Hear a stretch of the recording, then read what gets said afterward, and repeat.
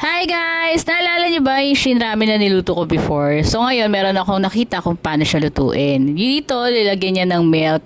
So, ganun pa rin yung proseso niya. Ganun pa rin yung ingredients niya. Ayan, cheese, dalawang egg, and then pinaghiwalay ko na yung white and then yung yolk. And then, after 2 minutes, kasi 4 minutes talaga siya pinakukuluan eh. So, after 2 minutes, dinrain ko, and then nilipat ko naman, pinalitan ko siya ng milk.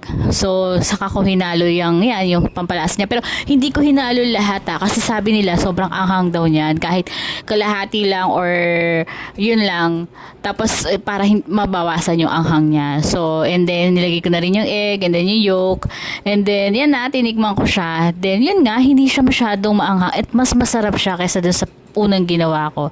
So, try nyo rin guys. Dagdagan nyo rin ng milk.